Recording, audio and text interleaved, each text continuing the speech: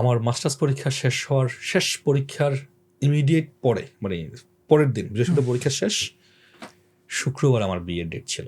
আচ্ছা, সো স্বাভাবিকভাবে যেটা হয়, পরীক্ষা শেষ করে রাতে মাঝরাতে কুমিল্লা যে পৌঁছায়, পরের দিন বিয়ে করে এসে আবার 2 দিন পরে ওই যে সেশনাল ভাইবা ছিল। আচ্ছা, এত আর্জেন্ট বিয়ে শাদী? বিয়েটা হচ্ছে যাদের ওই যে বললাম না ফোর্থ ইয়ার থেকে বিয়ে করার কথা চলতেছে, কথাবার্তা চলতেছে, যাকে বিয়ে করবো তাকে ফ্যামিলি অনেক আগে থেকে চেনে, তো হয়ে যাওয়াই বেটার, এরকম একটা বিষয় ছিল এখানে। আচ্ছা, তো আমরাও না করিনি, মানে হ্যাঁ ছিল আর কি এই জায়গায় দুই পক্ষ থেকেই। তো বিয়ের ডেটটা আসলে ওই ডেটেই ছিল, কিন্তু এর আগে ওই সময় 14 সালে প্রচুর রাজনৈতিক গন্ডগোল চলতেছিল, এই হরতাল, পেট্রোল বোমা, এটা সেটা।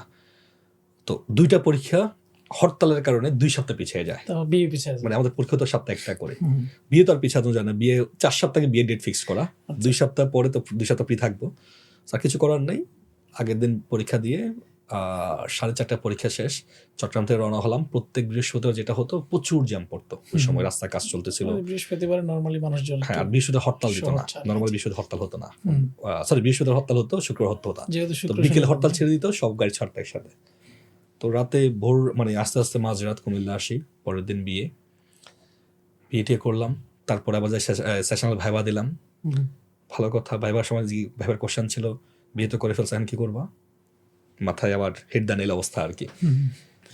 তো এরপর থেকে স্বাভাবিকভাবে যেহেতু বই হয়ে গেছে, এখন তার বাড়ি থেকে টাকা নিয়ে আসা চলা যায় না। আবার আমি নিয়েছি, এরপর 6 মাসও বাড়ি থেকে টাকা নিয়েছি, মানে বেকার জীবনটা। মানসিকভাবে একটা বিষয় মানসিক কাজ করছো যে, মানে আমার ওয়াইফ সে আমাদের অনেক ধনী ছিল ওই সময়। তিনি পড়ালেখা করতেন তখন আন্তর্জাতিক ইসলামী বিশ্ববিদ্যালয়ের LLB-তে ব্যাচেলর করছেন, পরে MBA করছেন ওখান থেকে।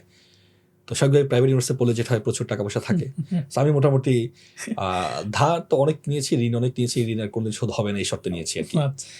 তো ওই জায়গা থেকে একটু করা যায় না আসলে, শোধ করতে চাই না আর কি, এটাই বলা যায় সুন্দর।